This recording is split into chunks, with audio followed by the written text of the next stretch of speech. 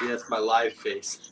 That's your live face. Hey, what's up, everybody? Welcome back to Season 2 of Conversations in Pop Culture. And I do want to remind everybody that a bunch of links are up above. So please go click those links, use those links, support this show, buy me a coffee. Every dollar matters. And without further ado, I have two wrestlers on, professional wrestlers, Delmi Exo and Byson. So welcome to the show, guys. Yeah, thanks for having us. Thank you so much for having us both.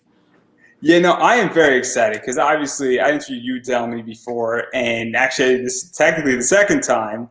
And obviously I'm meeting her for the first time, but I'm a big Limitless fan. I enjoy a bunch of stuff up in New England. But we are only going to be talking about one thing, and that is pro wrestling grind. Because that's sort of your baby that's about to, I guess, be born in October, for lack of a better word. And so what is pro wrestling grind for starters, and how did this even come about? Because it is very interesting. Well, I mean, I think we both have talked about running shows. I've been able to have the opportunity to run two different shows. It wasn't for a promotion itself. One was just a charity show for a friend.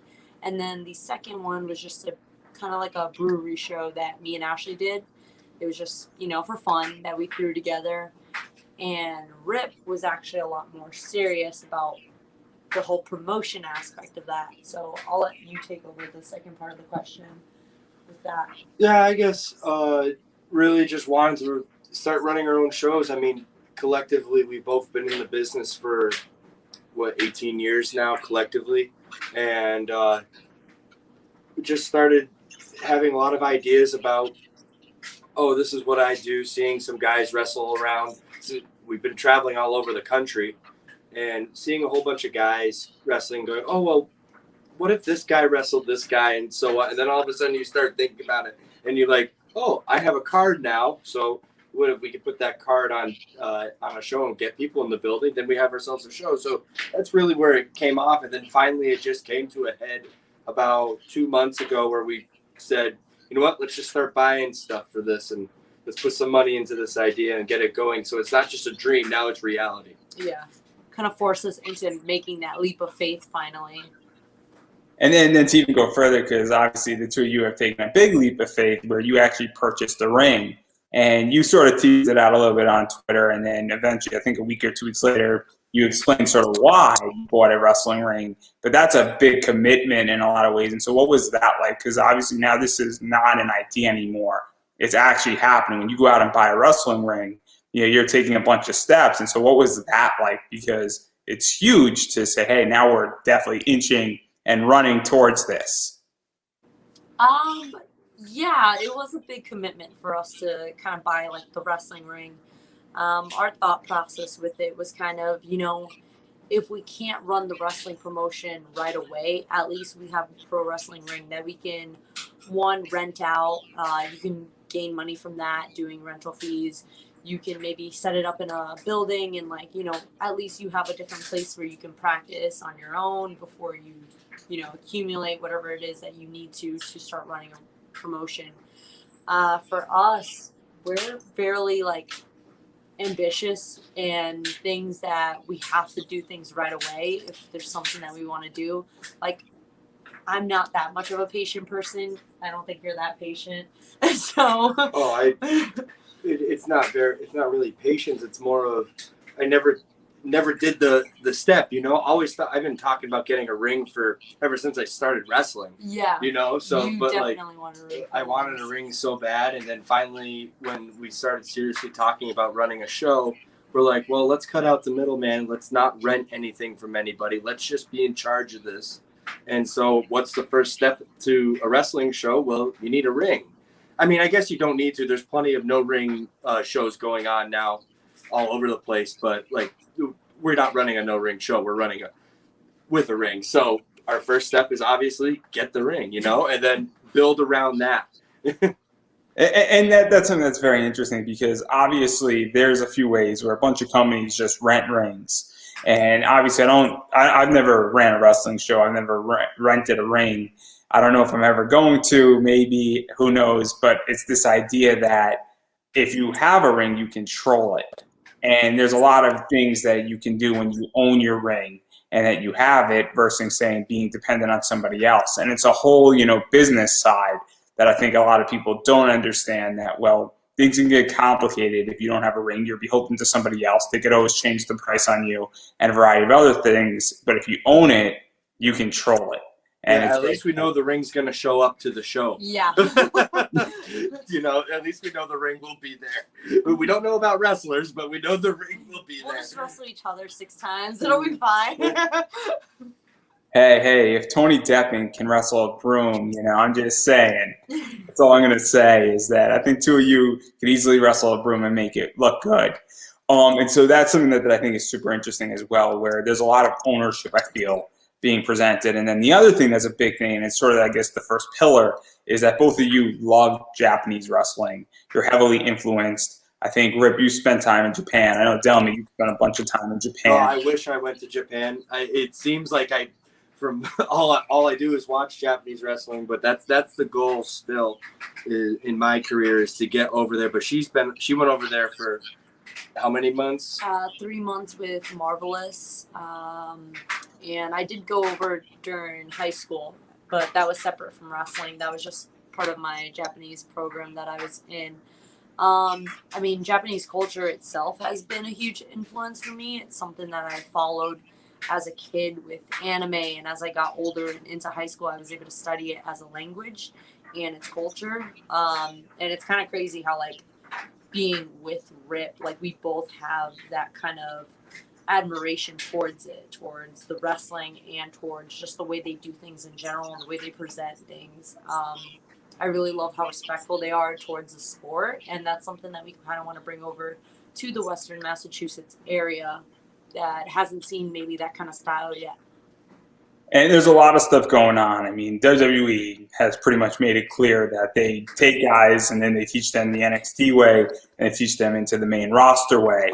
And that's been a pretty well-known fact. And WWE has pulled out of New England in a lot of ways. And some people are returning back to New England, which is very exciting on certain people. But it's this idea that you guys don't want to do that route, where you actually want to put forth and show what wrestling is. And your promotion is very much presenting what wrestlers can do in the ring and allowing them to wrestle. And it's something that I think is lacking in wrestling in a lot of ways, is to let people put on really good matches. And that seems to be a big pillar of, pro wrestling grind. And so what is that like for you guys to put that first and foremost and be sort of the standing thing out there? Because it is very cool to allow people to actually be athletic and put that forefront.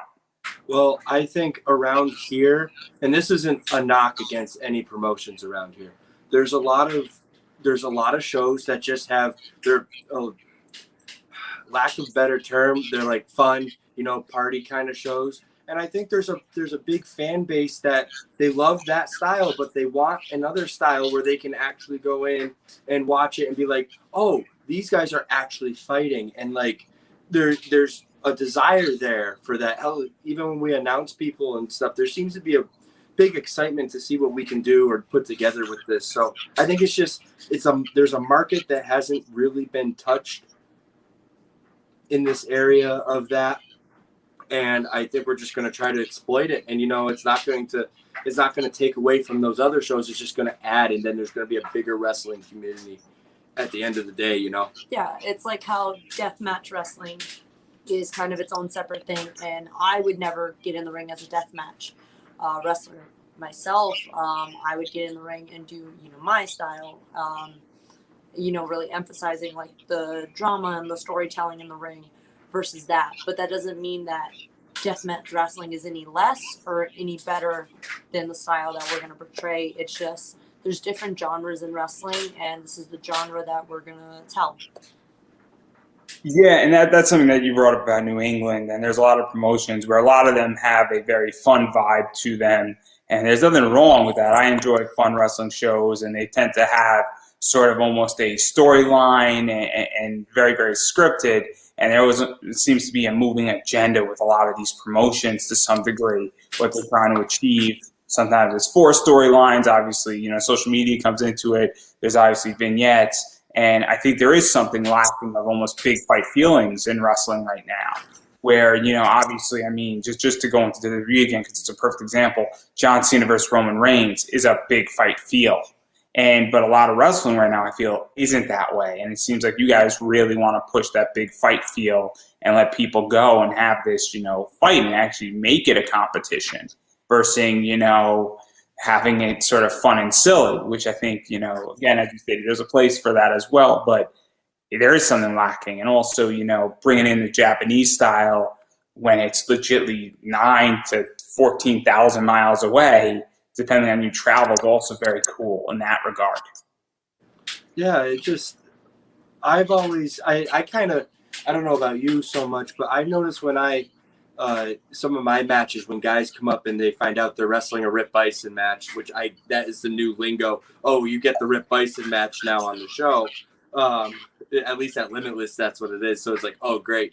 Now I have this reputation I got to stand up to. But, they come up to me and they're not worried about doing the rough and fight style. They're like, oh, I really want to do this, I really want to try this because, I do this so much, do this other style so much. This is my chance to open up. And I think everybody has that ability to open up and show how athletic they are. We're trying to really just let them do their thing. Let them be a professional wrestler, Don't say, okay, here's 6 minutes and go have a fun or go have fun with 6 minutes. We're going to give our wrestlers 15, 20 minutes for them to tell a long story and really show what they can do. Because some people don't get to do that, Yeah. And show us the athlete you are. Show us you have a little bit of grit in you.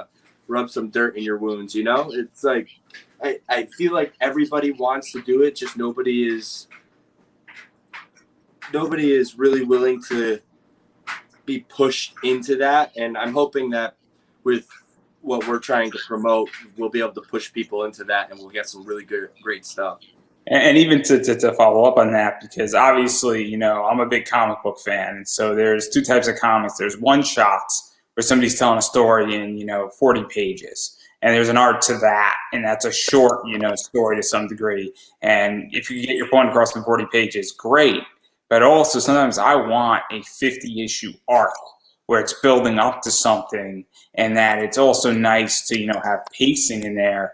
And obviously I've watched matches that are 8 minutes long, and I've watched matches that are 30 minutes long, and sometimes they're great on both sides. And obviously it's very cool though when you have a one-sided war going, and then for the next 10 minutes goes the other way, or it's just chain wrestling is going back and forth for 15 minutes, and actually seeing what people can do and then getting innovative in a ring. And I feel that, sometimes in an 8-minute match, you get 2 minutes of that, and then, you got to set up the finisher, and then it doesn't work. And then it's like, okay, that's over.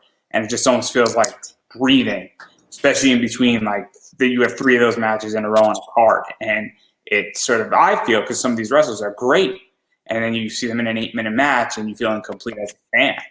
And so obviously it's the same thing with comics sometimes. So obviously I want to see longer matches. And I think a lot of people also want to see that because a bunch of these people don't get that opportunity.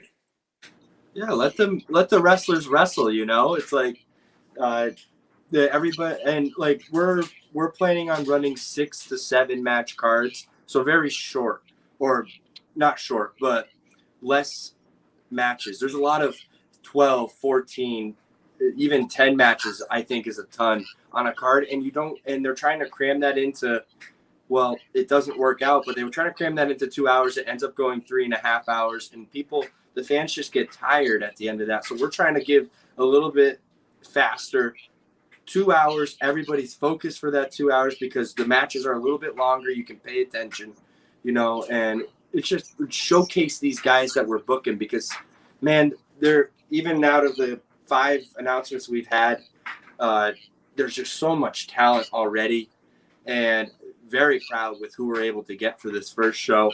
And we're actually on the works of getting our second show booked up too. And I'm very proud of the talent that we're going to see some really special stuff. I'm really excited about that. I'm excited I'm going to be wrestling on the show myself, but I'm excited to sit back and actually watch this show. Not many shows I like to sit down and watch every single match, but this one it's like I'm booking my own dream night. Any of these matches that we have written out right now could steal a show. So that's like the incredible thing with that is all the performers have the ability to be able to tell whatever they want in the ring. I know personally for me, I kind of feel not gypped, but in a way I can't react in a ring as a performer or as a wrestler the same way in 5 minutes as I would in a 10-minute match. Your strikes are going to look a lot more impactful because there's a lot more anger that your character is portraying for not having finished the match yet. Like, what do I have to do to put this person away? Versus in a 5-minute match, if you just did, like some sort of pin combination and then they just happen to get you, you're not going to be as frustrated as you would in a 12-minute match where you couldn't get the win or your person couldn't pick up, a finish.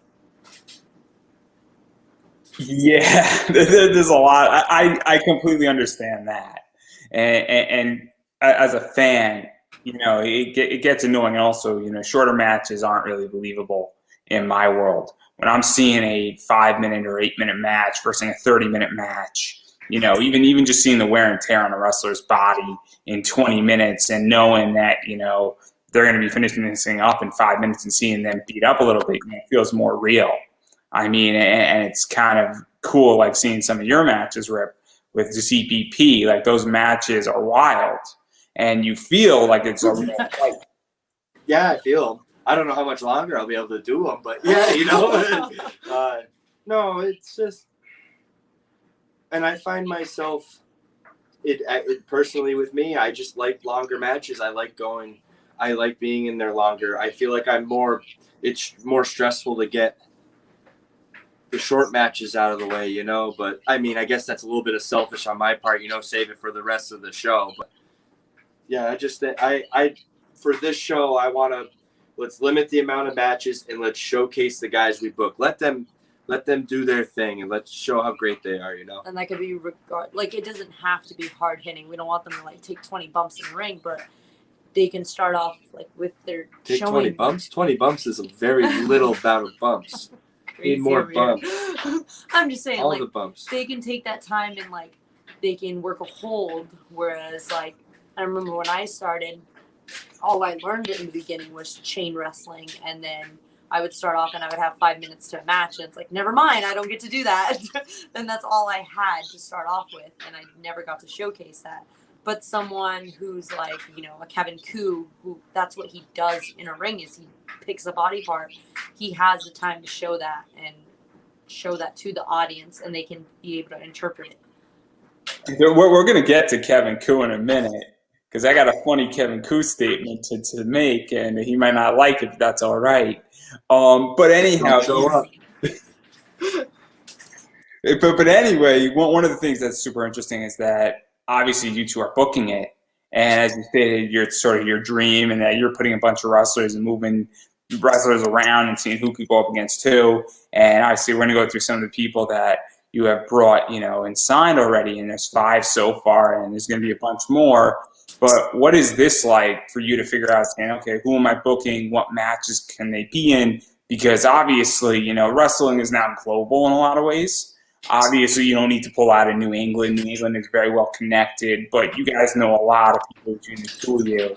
And so what is this like? Because obviously now you're getting to play with a lot of pieces, and you really have a huge pool to pull from. Well, we just realized that I'm going to say definitely for this first show and most of the second show that we were booking, Delmi and I have both wrestled all of these roster members. We've all shared a ring with every single person booked on the show at some point or another in our career. So I'm not saying that's why we're booking them, but it's funny how it worked out that way. But also New England is very connected. It's a very connected wrestling circuit as well. But we got not a lot of our talent is coming from New England. We got some core guys, but then we're going to be reaching obviously into the tri-state area. But then we got some like we have Kevin Koo coming up from the South. We have another wrestler coming from the South that we're going to announce in coming weeks as well. And then we also have like Kobe Christ coming from Canada. And we're really willing to reach everywhere just to bring them here, because this area just hasn't gotten a chance to see that. To get a show that you get to see all these guys, you have to go out east towards like Worcester, where Beyond Wrestling is, or where Limitless Wrestling runs up in Maine, is where they really get this international or national feel for their roster. And I feel like we're far enough away from them where it's not going to look like we're taking away from their feel, but we can. This area hasn't really had that big. I guess Blitzkrieg. I was about to ask this question, is that obviously Beyond is around there, Limitless is around there, I think Chaotic is around there, and so obviously there is this entire thing with New England where it's very connected, but it's also a curse because things can conflict. And also, you know, it's territory, you don't want to step on people's toes to some degree, and obviously you also don't want to be in a massively oversaturated market. And you guys are sort of far enough away that, you know, that's not going to be such a big issue, and that also there's a whole fan base that hasn't seen it and that, you know, doesn't feel like they have to make a choice of loyalty. And it sounds crazy in today's age, but there is that always in effect. You know, obviously I come from the comic world. DC or Marvel is my world. Yeah. And so it becomes a big issue when you start saying, well, what movie did you see? You know, obviously Black Widow or Suicide Squad. It becomes that discussion first. And so obviously that was sort of where I think you were going, but that was my next question. Yeah, we're pretty, actually, we have, it's funny, we did some scouting and we have most of the schedules of everybody around the area. Well, not everybody, but the really big players who would bring in talent that we would be sharing, you know, and we're trying to schedule around them so that everybody can go and see all these great shows. Nobody is missing out on bookings. It's not screwing up with the boys. It's not screwing up with territory wars or promotional wars and stuff. Really just trying to add to the work for the wrestlers instead of saying, oh, we're going to run a show. We're going to run every show out of town. That's not how it works. We're not Vince McMahon. We're not any of those big shows that are trying to buy everybody up. We're just trying to run our little thing because we think we have an audience around here that deserves to see this. And also as performers, like, we understand how frustrating it could be to like lose one opportunity to have to take another, and, you know, feeling like you're conflicting with promoters or feeling like you may never get brought back if you say no. So we're definitely just like trying to add to people's schedule and trying to give people more work on the independents, especially in New England. Like, someone can do, you know, Chaotic on a Friday and maybe we're running Saturday, so then they're right there. You know, they can just drive 2 hours down and they have their next show.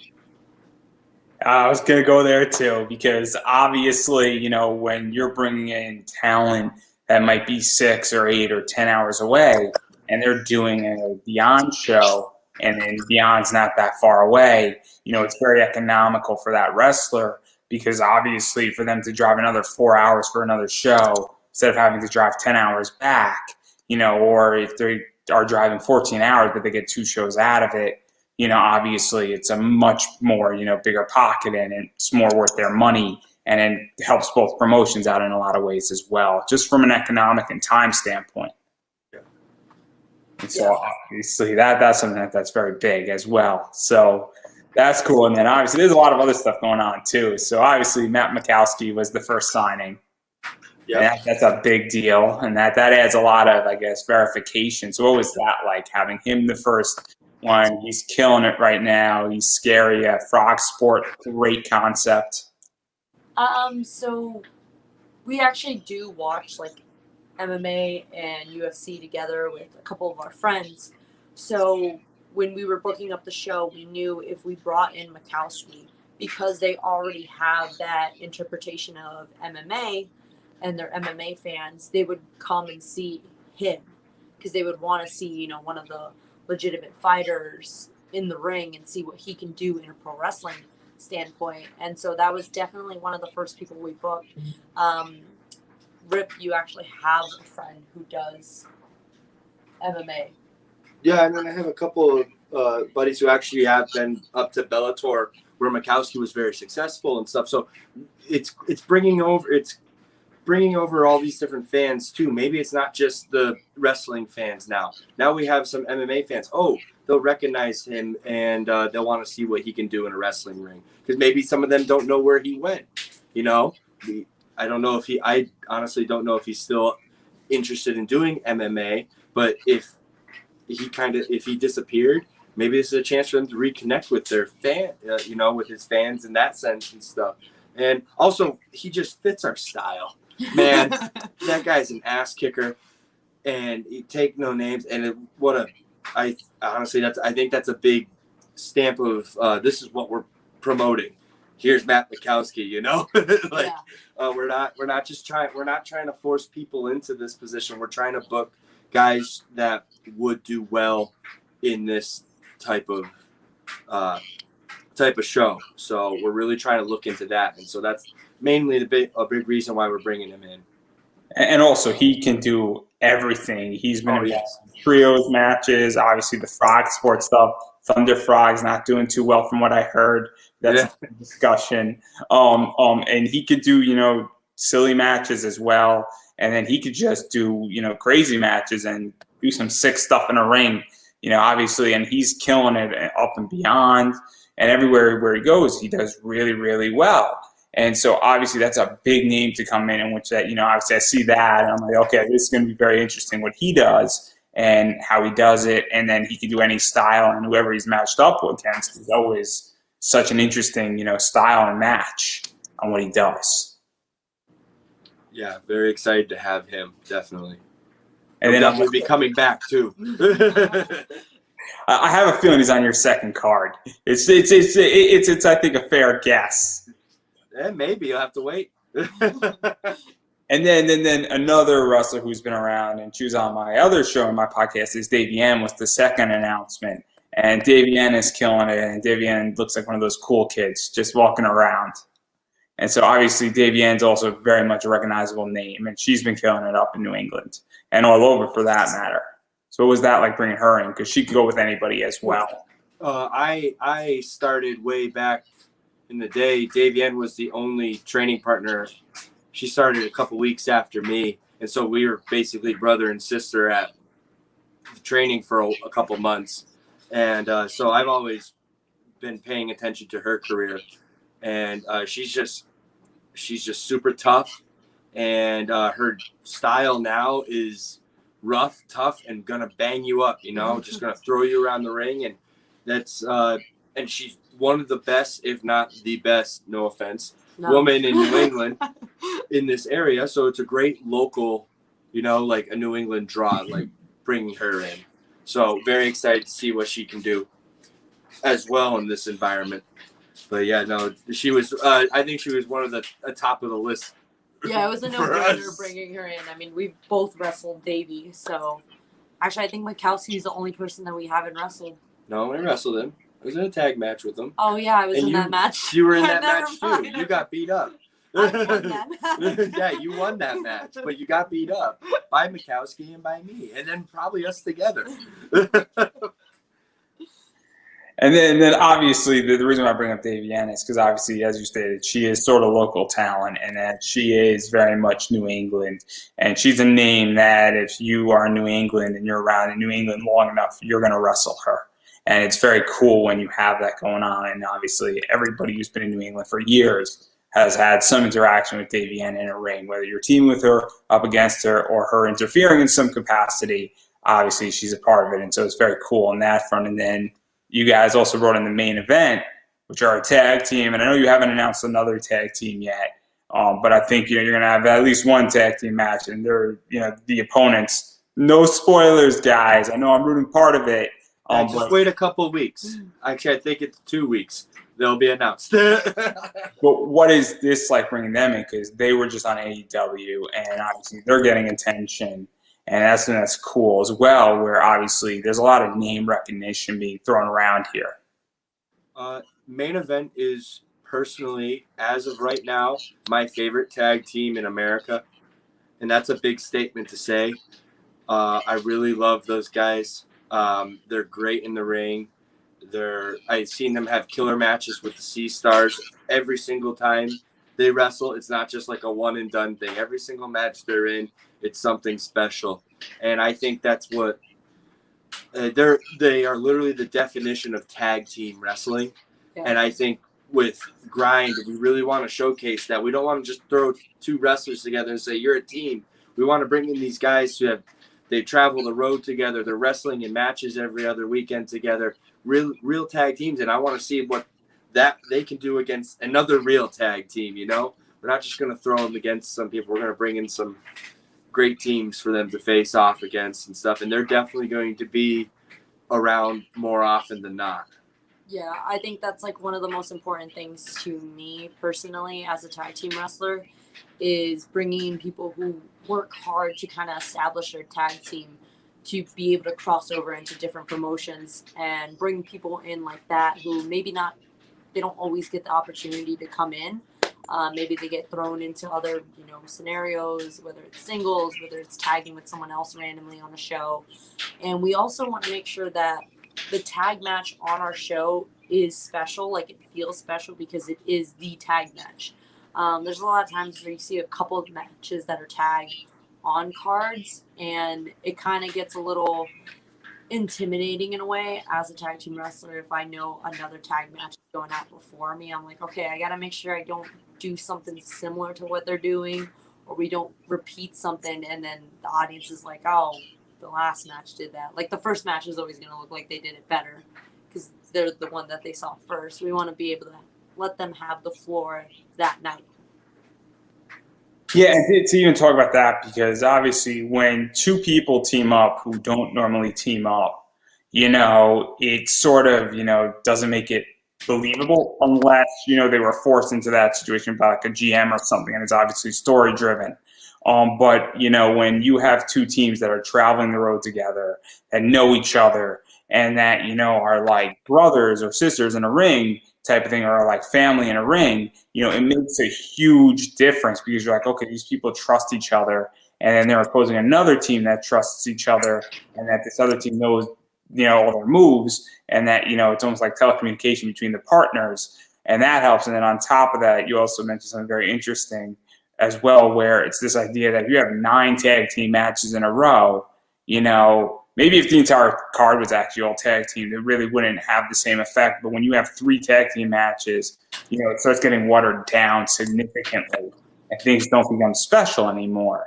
And it's kind of like, I hate to say we're putting things in boxes, but when you only have 1 tag team match on the card, obviously that is that attraction, and people can laser focus on that. I don't have to worry about saying, oh, this is going to be something else. That, the next tag match is going to be a tag match. It kind of, makes it special and important in a lot of ways, and it elevates it. Yeah, and it also gives those tag teams to show their stuff, because if you have 3 tag matches on a card, unless it's a tournament show, like if it's a tag tournament type thing, I get having all tag matches. But if you have 3 tag matches on a show, some of these guys aren't showing what they can do as a team because they're trying to, okay, let's not outshine the other match and stuff like that. So we're going to give main event, we're going to give the world, hopefully, because we're going to be streaming it, a chance to see what main event can actually do in a 15, 20-minute long tag team wrestling match. It's just, what can they do? They're already crazy enough in the matches they are. What are they going to do when they got more time, Like, just that's what we're trying to do. We're trying to see what these guys, let's get to that level, let's break those glass ceilings that are put upon us and show everybody why we're professional wrestlers, And, man, I'm very excited to see what they can do. And obviously, I could tell that you don't want to say who they're. Yeah. You're having a hard time right now. I'm sure if you did this. Like you said, there's only one other tag team on the show, so it's like, oh, we could give you this match right now, but no, we're gonna wait. We're gonna wait. We're being good. We have a schedule. It's written out. We're not gonna give the dirt sheets anything to run with. Well, I'm sure the team is pretty well established they're going to face. And I have a list, a very short list of who it can be, but I'm not going to go say anything because if I say it, it's going to start laughing and that's going to ruin everything. So we're not going to go down that route. But obviously, talent forward is Kevin Koo. And I like Kevin Koo. And my Kevin Koo story is that I've seen and have been seeing Kevin Koo when his tattoo on his back wasn't colored. So when it was just the outline, so this is going back like 5-6 years, and it took forever for him to get that entire thing colored.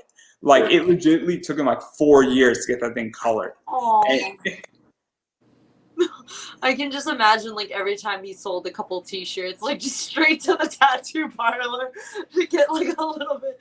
I mean, I've been with Ashley whenever she would get tattoos, and I don't think I could ever personally waste my money on tattoos because I just see how much something costs, and I'm just like, nope. Let me not get into that. So obviously, but he's had great matches. Obviously, pulling out of MLW. Obviously, Violence is Forever, and everything that they've done as a tag team. And so, what is that like to bring him in? Because obviously, he's another great name that's out there, and he's just been killing it for years. Obviously, he's part of a big tag team as well, which opens up the door for some other stuff. And obviously, there's a lot of stuff that can be done, and I just like watching Kevin Koo wrestle. Well, I was actually I believe he says his second match ever, way back in the day when I was not Rip Byson. And he was not this iteration of Kevin Koo before he moved out of New England because he started training up here. So this is kind of like, he's been up here for Limitless and beyond and stuff. So it's not a homecoming, but I always feel like, home away from home. Like, this is where he got his start. So it's nice to bring him back up here. And man, there was like, oh man, when did he leave? I think there was like 4 or 5 years in between the time that, I just seen him online, but I hadn't really seen him doing anything. And then I really got reconnected with his style and what he's doing over the past couple of years. And man, it's awesome. And it's literally exactly the definition of what pro wrestling grind is going to be. Just that hard hitting, no mercy, win at any cost. Either you drop the guy on your head, you're going to choke him out, or you're going to knock him out with something. Man, that's what he's pretty much the definition of pro wrestling grind, style wise. So it's very exciting to have him up there. And again, all these guys, I'm just going to say it now. All these guys are definitely going to be coming back at some point, whether it's second, third, fourth, or fifth show. All these guys got to bring them back before they're gone, because obviously, hopefully, they go on to greener pastures and wrestling and stuff and make their money. But man, we take advantage of these guys because they're all just fantastic. And I do want to talk about that because that's super interesting. And then there's one more, obviously, that I want to mention that was mentioned today, and it's Kobe Christ. And obviously, that's international talent. And so, obviously, you guys aren't just staying in the States or Canada or Mexico, but you're obviously bringing people, as I stated, from all over the world now. And obviously, the world's a lot smaller than it used to be. But what is that like? 'Cause that's also a whole different level as well, bringing in international talent, because that just says, hey, we're trying to step out onto the big stage a little bit. Well, with Kobe's a special talent because he's from the Maritimes area, which is the easternmost part of Canada. And I've wrestled him a bunch of times up there, and I've wrestled him down here. But he's also taken – he's such a student of the game, and he's learned pretty much every style there could possibly be, and he's thrown out what he doesn't like, and he's kept what he's liked. And he's done a tour, like a 3 or 4 month tour over in England. So he learned that British style as well when he was over there. So he's coming in with a whole bag of tricks and stuff that I'm excited for. Some people may not have ever seen before. He has that potential to really wow some people, and he's also just personally a really close friend and a supporter of us, always have been, and just known him forever. And he's not seen much in America, and I want to really open that door for him, because there was a outcry for I think it was over the pandemic for Canadian wrestlers because they weren't getting much work because of the border closed, and it really sucked for them. You know, and like I just want to try to start showcasing some of these guys that some people may not have heard about up there, but these are fantastic wrestlers. You know, so Kobe's a perfect starting point for us to introduce that door opening for us and stuff. So they're very excited to bring him in. It's also really funny because you mentioned like with the borders being closed, but I remember like you going crazy with how positive he was during the time because you were like, I would have lost my mind if I couldn't wrestle. But Kobe's constantly messaging me positive things. Yeah. Kobe was keeping my head straight, and I was able to still wrestle over the pandemic. He wasn't allowed to do anything. They really weren't allowed to do anything up there other than secretly train, you know, against the ever-watching government of Canadians. But yeah, so like government I think of that's overwatching us. That's right at the top. Canada, right there. Yeah. I think in Canada they're watching their citizens just like that, like hawks, just making sure they can't train wrestling. They can do a bunch of other stuff. Healthcare. Hey, call us up, we'll drive you to the hospital. But wrestling, can't do it. Yeah. So such a bad joke at so many levels. But before we get into everybody getting signed, because that's where everything is going. What's super cool, and obviously there's going to be a bunch more talent that's going to be announced. Obviously next week, I think some talent's going to be announced.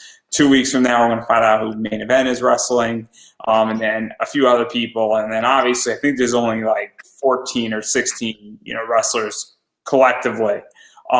Which means that obviously I think you've already announced that you're going to be on the show, so that eliminates. That means we can. Well, skip I mean, you. I'm going to use the forbidden term of mark.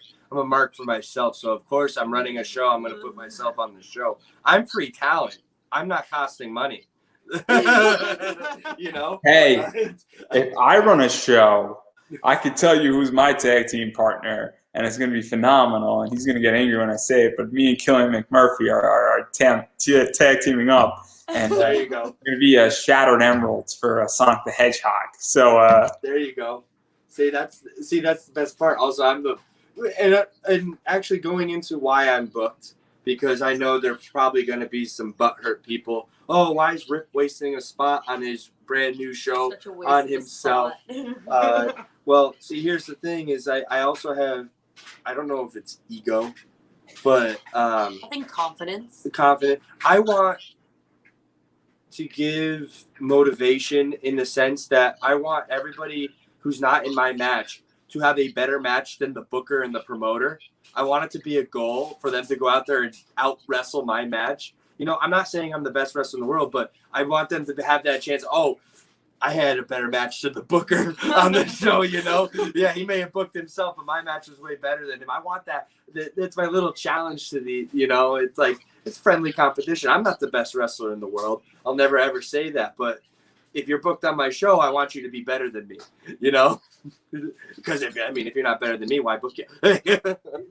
So to even go into that, because obviously something that's super cool is that all the people, very much that I would say 85% of the people that I interview, and I'd be hitting probably 170 this year on this show, I would say 85% of them are handpicked by me. And it's a very cool thing when you get to handpick your guests. And then you pick and you say, hey, I want to see if this person wants to be on, and I chose. And every once in a while I take somebody who asks, but I have a lot of control. And so everybody that you booked on this show is handpicked. And it's a very, very cool thing.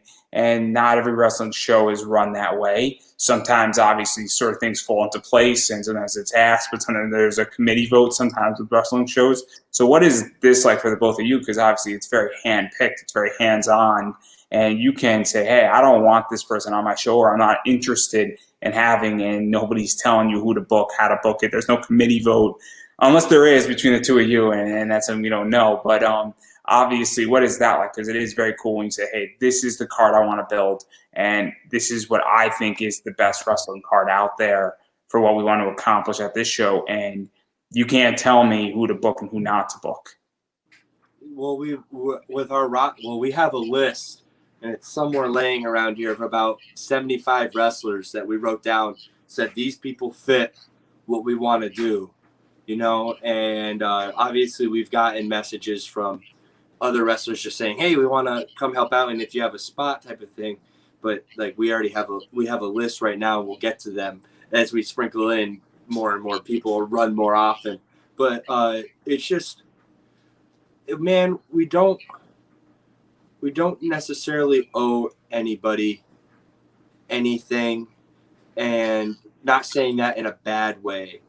We're just like, the best part about this show is that we don't have to run it, you know, like it's just, We're trying to be politically correct. yeah, We're I'm trying so hard to be politically correct because I don't know who's watching. So I think part of like the way that I could say it very nicely if you would like me to. You could correct me any point. Is that you're running the show you want to run because you don't have to answer to anybody, much Right. like how I run this. There you go. Yeah, thank you. Now someone else said it, so now I don't seem like the jerk. So there are people. He said it. He said it. So I'll give. I don't know what we're doing. I'll give the example. So there are people who message me and I don't like their comic project. Guess what? You're not coming on my show. It's not that maybe your comic project did $10,000 on Kickstarter. If I don't like it, I'm not touching it because it doesn't suit me. There are projects that do very well that I'm not thrilled about and that I can't do anything. It's the same thing when I was doing a bunch of comic reviews. If I read your book and I think it sucks, I'm going to write that it sucks, but if I think it's mediocre and I have nothing to say on it and I can't write a review, I don't have to write the review on it because it's not my job. I don't get paid for writing this. I do it because I want to. It's a choice. And so there's a lot of stuff going on with this, and politically correct, not politically correct, but it's the idea that you don't have to book anybody or not book a match that you don't want to book, because it's not about, however you're funding this, it's sort of taken care of to some degree, which also gives freedom in a lot of ways as well, which is the other side, to put it politely. I think that's another thing is like some promotions kind of end up doing this thing where like, they want to book a person, and then if that person has someone who's just riding down with them, they'll give them a match. Regardless if they pay them good or not, they'll put them on the show just to fill a quota of how many matches they need to have on the show. We have such a short quota for how many matches we're going to have on a show that each one needs to hold its weight. I don't want to book someone just for the sake of filling up a card and then kind of, oh, here you go because you got booked last second, here's $40. Like, I'm not doing that. That's not the show we're running. We're running the show where these are the people we're bringing in to hold their match because they fit the style and because we know they can go. We're also booking people who we know are like genuinely good people. That's another thing that like is on the report card, the criteria of like how we're booking the show. Like you may be like a phenomenal professional wrestler, but if we've crossed paths with you and you're someone who we feel like might rub someone the wrong way or like isn't the most I'm going to ask you a really stupid question. What defines professional wrestler? And the reason why I ask this is because I view professional wrestlers and wrestlers very differently than most people. I find a professional knows how to respond to an email and decline an interview politely and not get nasty with me. I find that a professional knows how to behave at a show and doesn't do certain things, even, when I'm going up to their merch table. Okay? I find a wrestler can do a suplex in a ring. I find a wrestler, it's a big issue where, and obviously 2020 exposed a bunch of problems where there are wrestlers and there are professional wrestlers. There's a difference between the two. The word is professional first. It is not wrestler first. Yeah. That was something that's like, it was a super eye-opening experience for us of like. Very controversial topic, I know. Yeah, but I mean, I think we're safe talking about it just because like all the people that we've thankfully been able to have in our inner circle are genuine people, and we don't bring anyone in who we feel like could, ruin that fun locker room environment of like, we don't want to bring. They're not going to ruin the safe space. I mean, yeah, like you said, this is professional wrestling should be your job. It's not necessary. Yes, a lot of us are friends and stuff, and it's nice to hang out with them at shows. But you got to remember that when you get to a wrestling show, you're punching in, and that's your job. And you got to be the same rules that if you work at it when you work at a 9 to 5 should apply to this, because it's a job. Everybody wants to make money in this business, act professional, and that's another thing with how we're booking too on our list. You might look at our list and you'd be like, oh wow, there's a lot of people on here that are missing, and it's like, yeah, we're not also just booking friends. Yeah. I genuinely like everybody we're booking. We're not booking our best friends just because they're our best friends. If they're our best friends and they're a hell of a professional wrestler and they can give us something that can work with us, then they can be on the card. But just because we hang out and had a few laughs in the locker room and stuff, and because I like you as a person, doesn't mean you're booked on the show. This is a business first, and then we get into that other stuff. It's a job. And that's how I've always looked at my wrestling. Personally, my career, how I act at shows and everything, and I try to act as professional as possible. Sometimes it gets a little gray, but which will go with joking around and everything with your buddies. But you got to remember, you always got to take that step back. This is a business, and there's a certain way you should act. Like you said, it's professional wrestling. It's not wrestling professional. No, there have been instances with me where people have been drunk in locker rooms and have said things to me that were not appropriate as a fan. That's a problem. There have been people who have been high and have responded to me in a way that wasn't professional, and I'm a fan, which is a big issue. And I'm not in the locker room. I'm legitimately going up to your merch table to buy a T-shirt, and you're basically turning down money from me and ruins the experience, and that's just not acceptable. I'm not approaching as a friend, and that's why I think it's a big thing. And I think that, obviously the term professional wrestlers, and I think, that's something that, I guess companies and promotions actually have to understand. And also the other thing is that showing up on time, how you act, how you engage with people, those things matter, I feel now, tremendously. Yeah, they definitely do, and I'm glad, that we've finally crossed over into this new chapter with wrestling where you don't have to book someone just because they're a draw. Like, even the fans understand, like, the background aspect of a person should hold weight regardless if they're a draw or not. And so obviously that's something that I'm actually glad, because obviously you guys are running on October 22nd. And so that's coming out. I think it's going to be streamed, as you stated. And so obviously, what is that like going into this? Because this is around the corner. Let's get away from controversy. Complete shift there. Happiness. Oh, yep, that's fine. We don't have to talk about that dark stuff anymore. Not coming up soon enough. I'm ready to run tomorrow. The show's been booked for about a month now, completely booked. Yeah. So, and we've had the card for about a month now.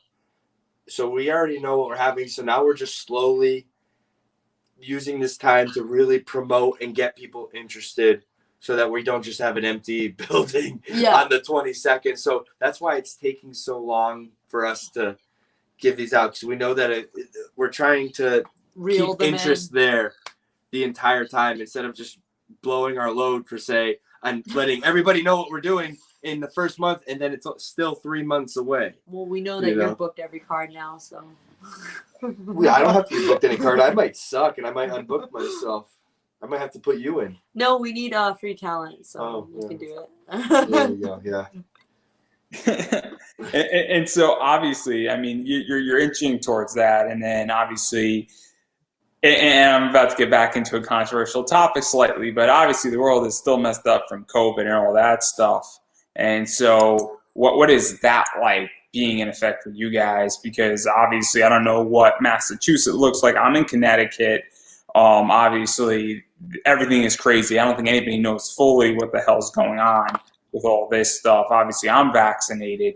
But in my world, I don't know what New York Comic Con looks like, and I'm not going because I'm scared a little bit on how it's going to look like and where it's going and all that stuff. And I'm not doing any Comic Con convention stuff from my perspective till next year. So what are you guys feeling about that, and where is that all going, and what's about to happen with that stuff? Because both from a wrestling talent and even from a booking talent perspective, and then also safety is a big thing and all that stuff.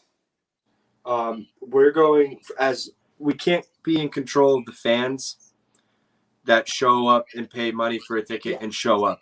We'll have masks at the doors for people who like want to wear a mask inside the building. If that's something that they feel comfortable more with, then definitely yes. But for the talent, everyone's going to have to provide a negative COVID test the week of the show, regardless if they're vaccinated or not, just because I know there's that gray area.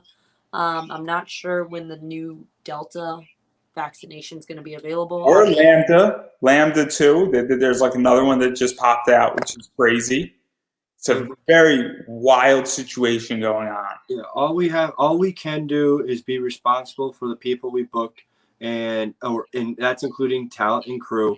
We're going to require tests the week of, and we're going to listen to the state rules. We're going to follow them to a T. If we come to October and we've announced the whole show, but Massachusetts says, hey, we're going back down to a lockdown, well, that sucks. We're not going to break those rules. We're going to follow the rules and try to that's the only way we can really do this, because we want to run a show, but you got to listen to the rules. You got to play by the rules. And we're going to require that all of our talent and crew play by those same rules that we are playing by. And that's all we can do. I'm not going to force anybody to go out and get a vaccine, but I would prefer that you come in healthy and safe. However you do that, you come in healthy and safe so that everybody, because it's not about you, it's about everybody else. If you're healthy and safe, and they're healthy and safe, and they're healthy and safe, then everyone should be healthy and safe. Unless a fluke thing happens, because that's the thing with the flu or any sickness. A fluke thing could happen. It could ruin the whole thing. So we're just going to try to follow the rules to a T, and that's all we can do. Because that's pretty much what happened pretty much at the collective, I think, in 2020. They had it, and then a bunch of wrestlers got sick out of nowhere. And, well, it was a bad situation, and it didn't help wrestling in general. And so, obviously, it is a big concern. And then also, I'm assuming you're going to wipe down the ring in between matches and things like that as well, because that's kind of the new big thing of just making sure that the ring is clean and that it's, relatively safe as far as that and all the simple stuff. Yeah, they did that in Japan when I was there, which COVID wasn't that was at the start of it, so it wasn't a worldwide pandemic yet. That was just kind of more of a normal thing that they did. I found out. I wish back even several years ago when you find out that more wrestling promotions wiped down their rings, because some of those rings were disgusting even before we had a pandemic. Yeah, so we're gonna try to keep our stuff very clean and stuff and safe. The good thing is that Rip is really OCD, and he's really a germaphobe. So, that's going to be a good thing going in and we'll have a bunch of students coming to the show who are just going to help us out with all the little details like that of, making sure everything is run smoothly, making sure things get cleaned in between areas. And then obviously even going further into that, because again, I hate to make this about me, because it's not about me. It's about you guys. But it's always been known in the anime and comic world that when you have 20,000 anime comic fans, somebody has something at a con and you put everybody together and somebody's going to get sick. It's called con crud. And now I understand that if you have a wrestling show, there's 500 people. Obviously 500 people versus 20,000. The risk is significantly less just because there's less people. But even still, when you're at a show and you have 500 people, somebody has something, that thing could still spread. Or if 50 people have something, it's safe that 100 people can get sick out of those 50 people if somebody has the flu. And so I don't think anything has ever been 100% safe.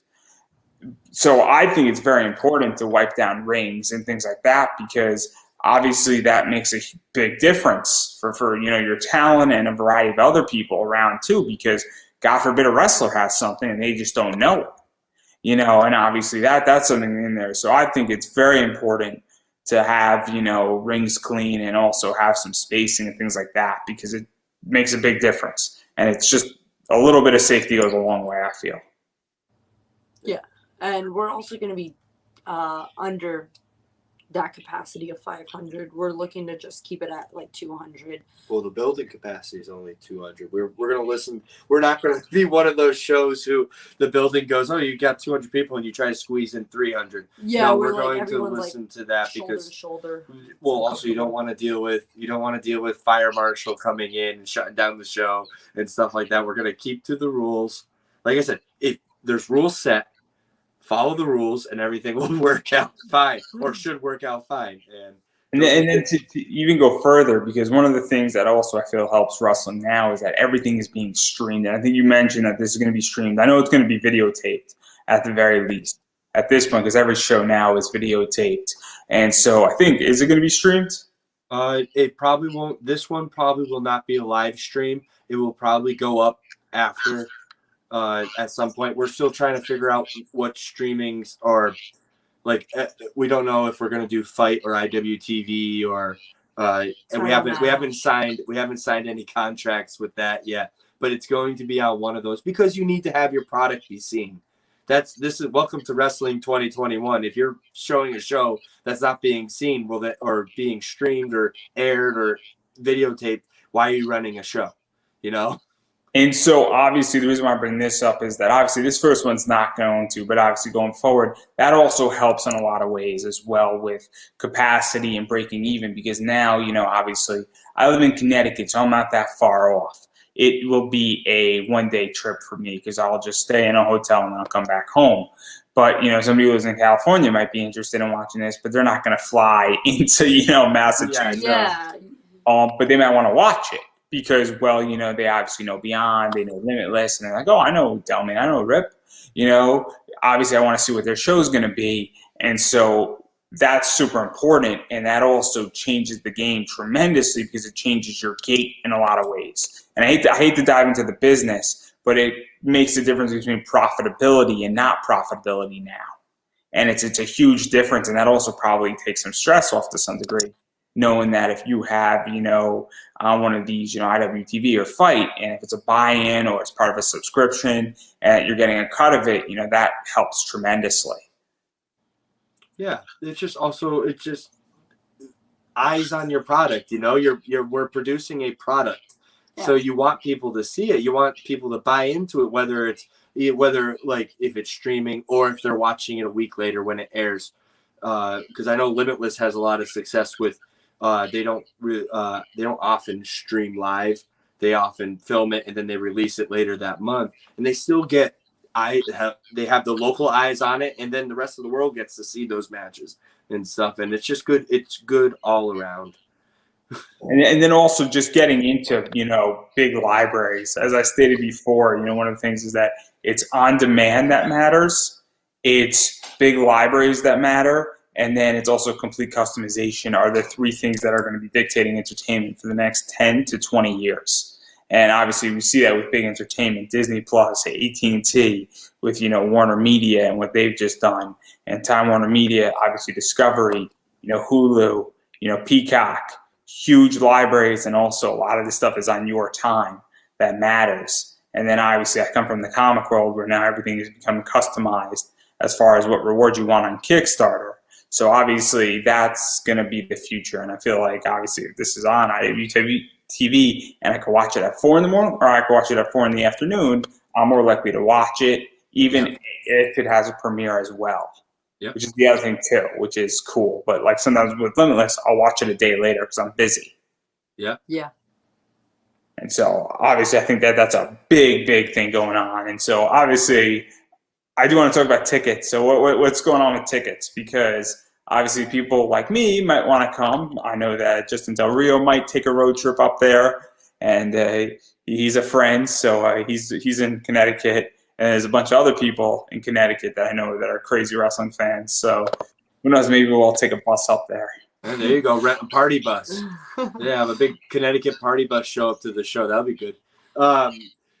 We're gonna be setting up an online ticket store probably within the next month or two, and we'll get that fired up soon. We're still working on that. But yeah, and then when they're up, and we'll let you know. So that's going to be fun. So obviously that sort of leads me into what I want to finally ask, and that's obviously I want to give you both opportunities to self-promote. And so where can people, find out where those tickets are coming out, when and where, and what's a good place to follow? Obviously, what is Pro Wrestling Grinds, social media? I know that you got I think Twitter, wow, I can't speak today. I don't know if you have a website up yet. I don't know if you got a Facebook page. I don't know if you have an Instagram yet. Obviously, where can people follow you guys on that? And then what are your personal social medias / wrestling stores / way to support you guys? So Twitter and Instagram for Pro Wrestling Grind is going to be at Grind Puro. That is GRINDPURO. Thankfully, we got the handle to be the same for both. And then my Instagram and Twitter is going to be at Delmi Exo. And my Instagram is Iron Rip Byson, and on Twitter it's at Rip Effin Byson. And there will be F is for fun, guys. That's for fun. Rip's a fun guy. F spelled with a couple extra letters. Anyways, and then Facebook there's a Facebook page. We're in the works of getting it because that's where we're going to do our big event pages to invite everybody out that likes the page and everything. And tickets will be posted when they're finally out. We'll be on all 3 of those social medias. And actually, we might even set up an email with our email with that. But that will be announced on all 3 of those. Yeah, coming soon. Yeah, coming soon. Within the month, hopefully. Hopefully. We got too many online ticket stores, so we got to weed them out. And then obviously it is on October 22nd. 22nd, not the second, 22nd. 22nd. It's Rip Bison's birthday, so everybody should show up for at least this one show. It's going to be a special time. If you don't want to show up ever again, that's all on you. This one is a birthday party.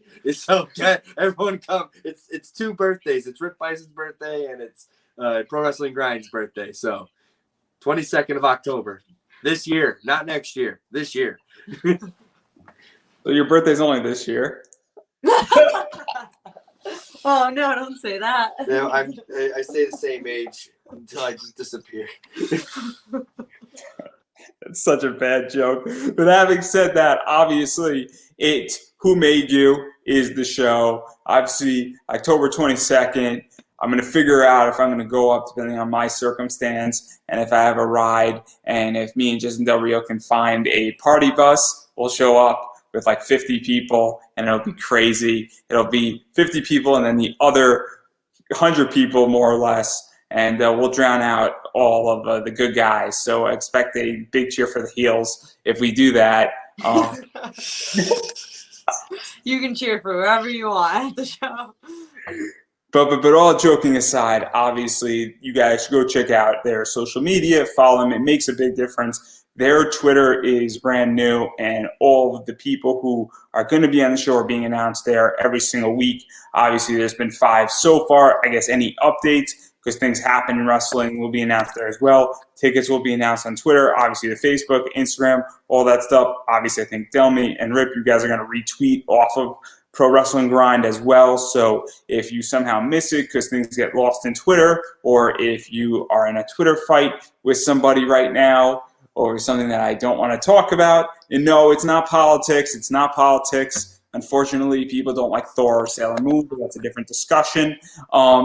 Anyhow, obviously, you should go support that. And even going further, you should support me. I have Buy Me a Coffee, guys. So if you like what we're doing here, consider clicking that and buying me a coffee, because it goes a long way and keeps this show up and running, and it helps tremendously. But even going further, share the interview around and share it on Twitter, because that also matters tremendously as well.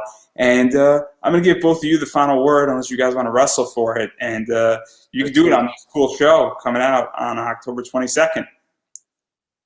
Thank you so much. Who Made Who, the debut show of Pro Wrestling Grind, October 22nd.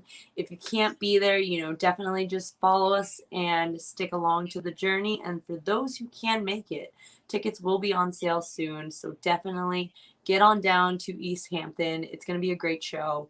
Every match is going to steal the card. And yeah, I hope your match is just the one that, doesn't. Yeah, I hope my match sucks so I don't have to book myself anymore.